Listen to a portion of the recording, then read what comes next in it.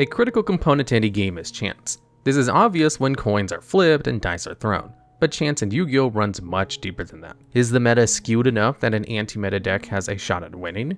Should you commit all of your resources to go for game, or hold back to save some gas to outplay your opponent on the next turn? No coins are involved, but there are still gambles, and these cards are too. And raging forward to kick this list off at the number 10 spot is the quick play spell Berserker Soul. Since this card can only be played when your monster inflicts 1500 or less damage in a direct attack, and requires you to discard your entire hand to activate, just running this card is already a huge risk. Let's check out the payoff. After you've thrown down your Berserker Soul Gauntlet, you'll excavate the top card of your deck. And if it's a monster, it's sent to the graveyard and your opponent takes 500 points of damage. Then you do it again and again, up to 7 more times. Here's the gamble. If you excavate a spell or trap, Berserker Soul finishes out without any further excavations or burns. When you activate Berserker Soul, you're wagering that at least your next few cards will be monsters.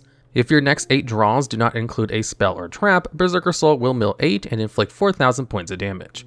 This is an incredible effect that could easily swing any duel, but that's why it's so hard to pull off. Unsurprising for a card that's extremely difficult and costly to activate for potentially no upside, Berserker Soul has seen exactly no competitive placements in the TCG since its release in 2014's Dragon of Legends set. What makes Berserker Soul worthy of note beyond its desperate and finicky effect is its high-profile appearance in the Waking the Dragons arc in the original Duel Monsters anime. In episode 162, Yama-Yugi faces off against the longtime C-tier rival, Weevil Underwood. Unfortunately, Weevil's deck received a huge buff from Weevil committing his soul to darts and the Seal of the Orcalcos, trading ownership of his soul for the power to maybe get back at the King of Games for defeating him over 150 episodes ago. Also, Weevil challenged Yugi to a duel on the top of a runaway train, which made for a pretty epic bout, but wow, was this arc literally off the rails. Even with the Pharaoh at the time the most vulnerable he's ever been, the spirit of Yugi having been siphoned by the Great Leviathan following his loss to Raphael, and the legendary dragon Timaeus angry with him for causing that outcome by playing the soul-stealing field spell, Yama-Yugi was still able to put an intense back and forth against the empowered Weevil. Then things got a little heated. Weevil held up a Gogi Bori card, but kept the front hidden from the Pharaoh. With sadistic pleasure, the insect duelist claimed that the soul of Yugimoto had been locked away in the card that he held, the one that he then ripped in half and scattered to the whipping train wind while the Pharaoh watched in horror. Unsurprisingly, this turned out to be a critical misplay. Or did it? Let's dig in. Enraged, Yama-Yugi activates Berserker Soul and has his Breaker the Magical Warrior slash into Weevil 7 consecutive times. Weevil's life points had long since dropped to 0, but the Pharaoh continued excavating and slashing for no other reason than to make Weevil suffer. He only stopped and let the duel finally terminate at the behest of Taya Gardner, who found his Dark Shift alarming. Yugi also realized that the 8th card he drew but never weaponized was the Dark Magician Girl, who was symbolic of the hope that the Pharaoh would save the world. Obviously, Berserker Soul didn't turn out well for Weevil, but it did play into the overall strategy of darts against the Pharaoh, which was to force him to realize and embrace his own evil nature. Raphael was successful in his regard by convincing the Pharaoh to activate the Seal of Orcalcos, and Weevil was too in his own way. Yugimoto has always been a positive influence on the Pharaoh, calling him back from the ruthless decisions the spirit of the puzzle would later regret, like knocking Seto Kaiba off the ramparts of the Castle Pegasus. While Berserker Soul can claim a pivotal moment in the Duel Monsters anime, the actual card that released a decade after the rematch between the Pharaoh and Weevil Underwood was very bad. So bad that it can only take the bottom spot of this list. Don't be like the Pharaoh, don't take this gamble, you'll make Taya sad and probably lose the duel anyway. And the card we're drafting for the number 9 spot on this list is Conscription, a normal trap that was released in 2005 as part of the Cybernetic Revolution set. On activation, Conscription has your opponent excavate the top card of their deck. If they pull a monster that could be normal summoned or set, you can special summon it to your field. If they pull anything else, the card stays in their hand. No coins are flipped, but when you activate Conscription, one of two things will happen. You'll either get a free body on your board, or let your opponent go +2 in card advantage. The riskiness of Conscription is also enhanced by excavating from your opponent's deck. Since you have no control of the cards your opponent chooses, you can't tilt the odds in your favor by stacking your own deck. Building your deck around Berserker Soul is almost always going to be a losing strategy, but at least you can do it. Conscription will always be a shot in the dark, hoping that your opponent's running a lot of normal summons. This inherent uncertainty is surely the reason Conscription has seen 0 competitive placements despite being in circulation for almost 20 years. But in the early days of Duel Links, Conscription did see experimentation. Available from the start in the Ultimate Rising main block, Conscription was a useful tool in early mill decks. These decks mostly revolved around using Assault on GHQ to take cards off the top of your opponent's deck. By running Jowls of Dark Demise to take control of enemy monsters, you could sack your opponent's cards as cost to resolve Assault on GHQ, with Warm Worm being another option to destroy for even more mill. Because Assault on GHQ needed bodies, and because the sting of giving your opponent a free draw was softened by getting them one card closer to decking out, Conscription saw some play as a risky stall with potential high payoff. Usage of Conscription dropped over time as better options entered the game, but it still had its moments. It also had its moments in 2013's Battle Pack 2, War of the Giants. This product was intended for use in sealed play, where duelists will be deck building with the packs they pull and duel on the spot. While it wouldn't be the cornerstone to anyone's strategy, in that format you use what you pull, and a desperate Conscription activation can turn a tough spot around, even if it might bury you instead. And what's the number 8 pick of this list? The answer to that question is Question. It's a normal spell that forces your opponent into a guessing game. Once the card is played, your opponent can no longer check your graveyard. This is relevant because they must now guess the final monster from the bottom of your graveyard. If your opponent is an omniscient Quizlord and calls correctly, that monster is banished. If they get it wrong, you can special summon it. This might sound pretty easy, as all they do is remember, right? But with the speed of modern Yu-Gi-Oh play, it's entirely conceivable and even likely for your opponent to flub their guess. Add to that the many cards that banish or shuffle from grave, and the difficulty the question posed can be extreme. This card is an oldie from 2003's Pharaonic Guardian, but despite this, it has never seen competitive play. It's hard to justify running Question when both Monster Reborn and Call the Haunted came out in 2002. Still, Question's game show design inspiration and unique chance mechanic make this card an interesting piece of niche Yu-Gi-Oh! Question actually has a few anime appearances, including one high-profile use in Joey Wheeler's duel against Yami Merrick in the Battle City semifinals. After a long and grueling shadow game, Joey Wheeler activated Question, forcing Yami Merrick to guess the bottom card in his grave.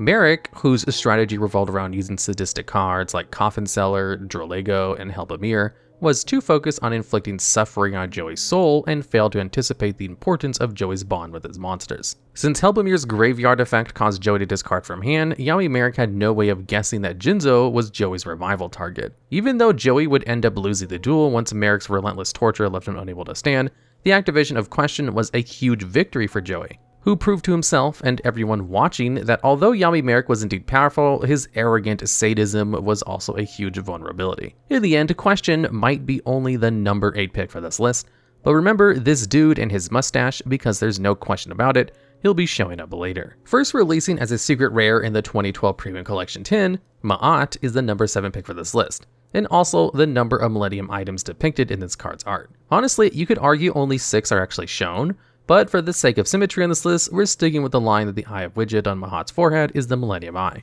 Millennium items have deep ties to games of chance, since one of their central powers is to enable the holder to force shadow games on opponents. These shadow games exact a terrible cost on the loser, and do not always take the form of duel monsters, as seen in episode 39 of the Duel Monsters anime when Yami Bakura and Maximilian Pegasus engage in a reality-distorting laser light show. But actually making use of its 7 Millennium items is not what earns Ma'at number 7. Let's look at its gambling effect.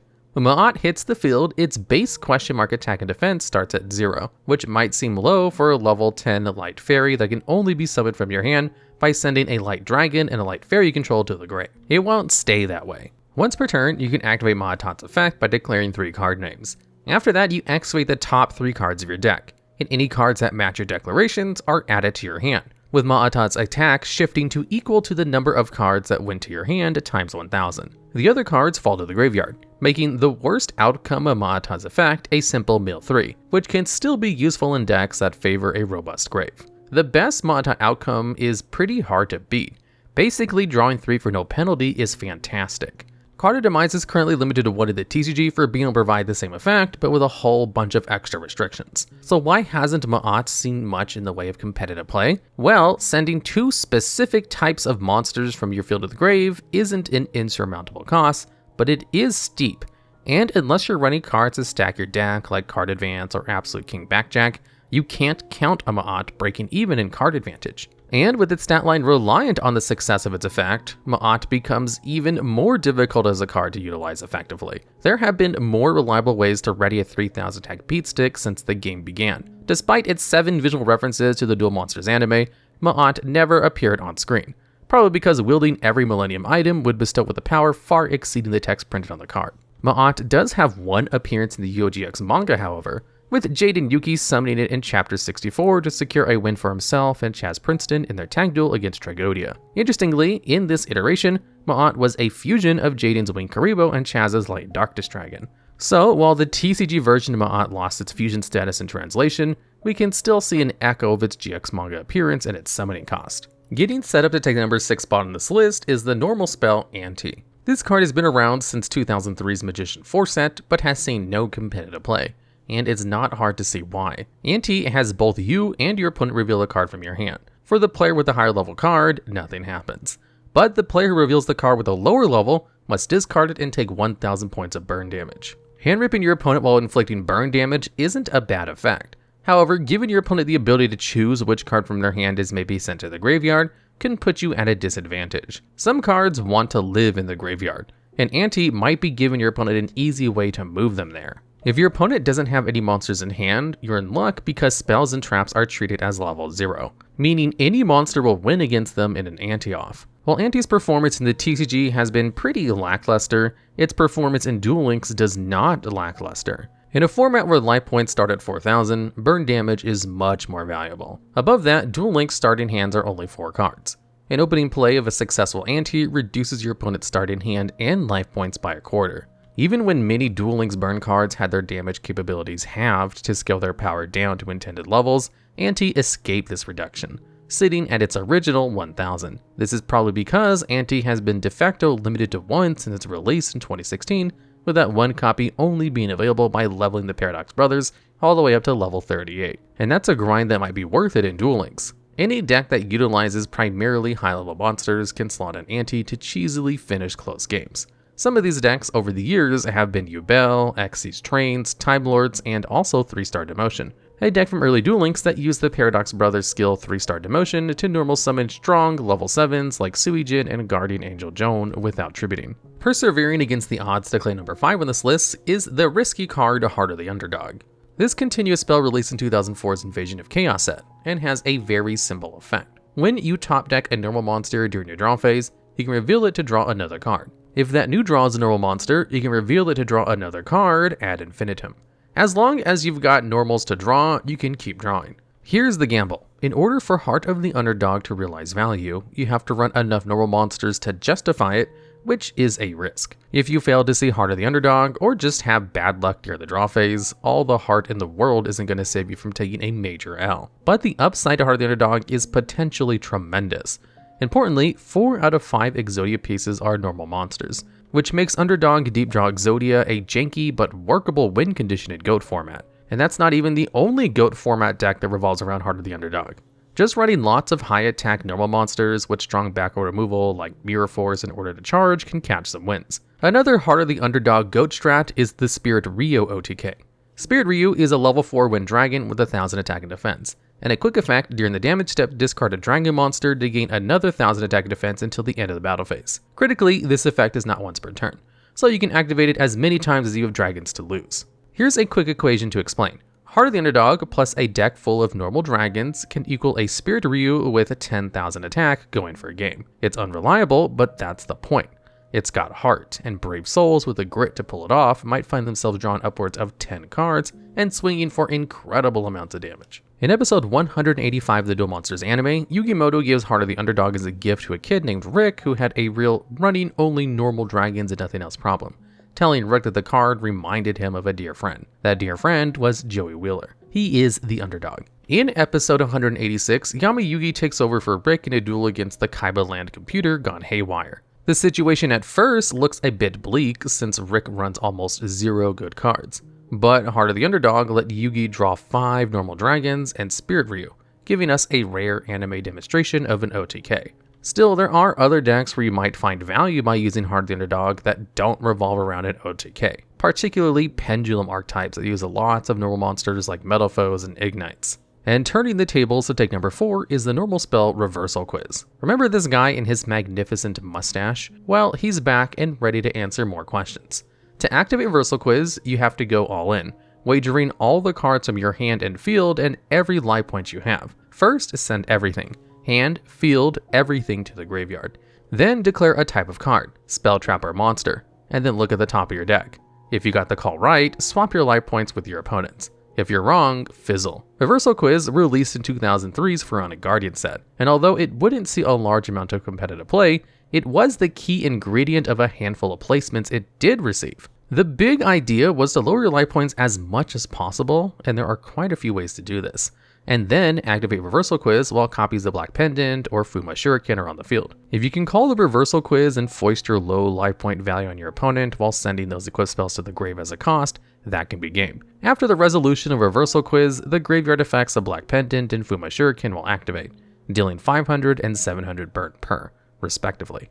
By bleeding enough life points before pulling out a Reversal Quiz, you can take your opponent's target life points to game over in one activation.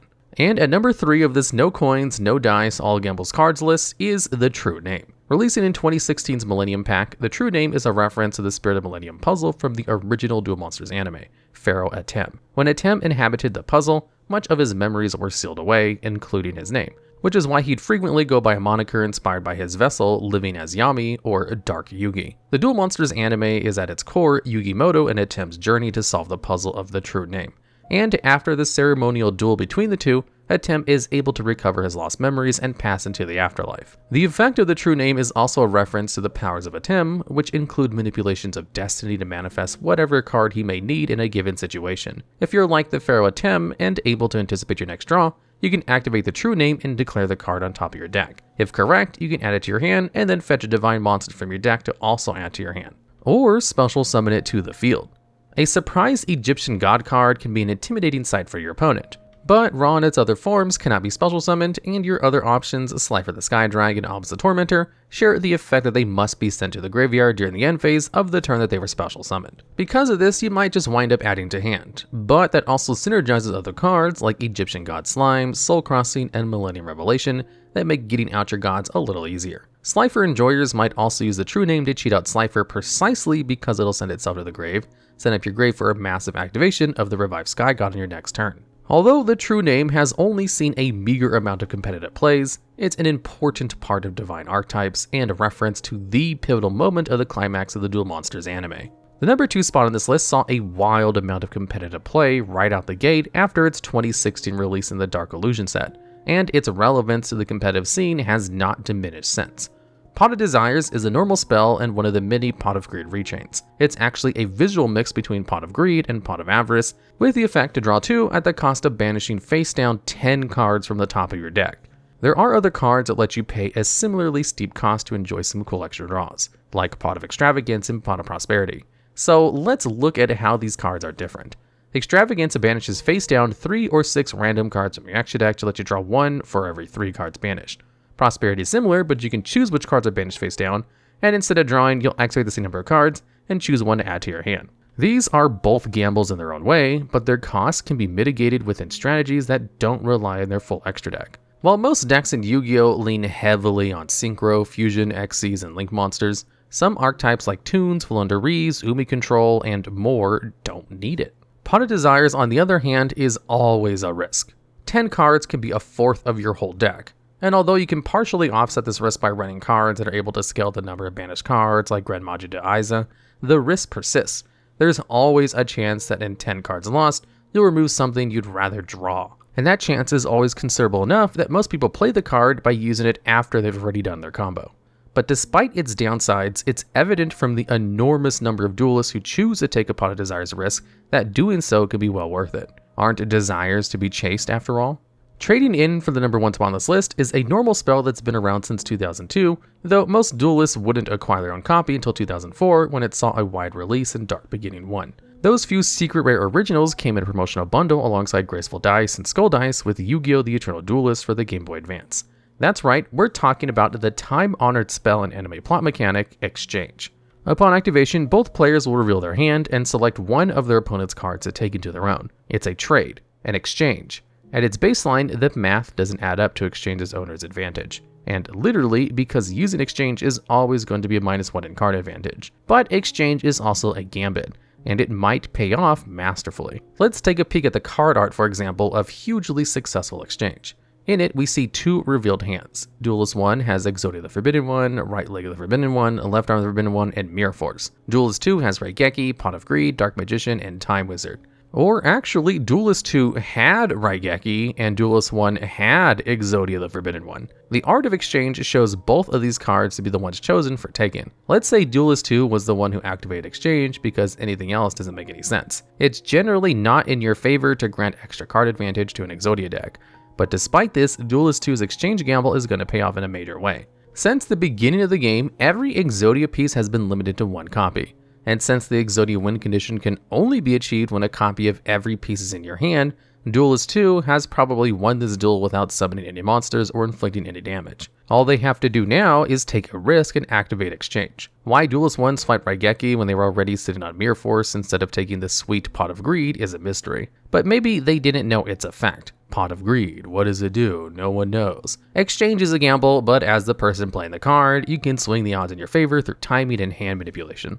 Did you draw a Garnet or other card that'll just sit dead in your hand? Give that purposeless piece of cardstock to your opponent and take something from them that you can actually play. Steal Nibiru the Primal Being and start link climbing in total safety. If you're playing Master Duel, take your opponent's single copy of Branded Fusion and count the seconds until they scoop. Exchange is a big risk. But duelists have been winning even bigger for years, with decks that slot Exchange consistently scoring competitive TCG placements each year to the tune of 1 or 2 odd appearances per year. Then 2013 happened, and the use of Exchange increased drastically with the rise of the prominence of Prophecy decks. In 2014, usage had dropped off again, however.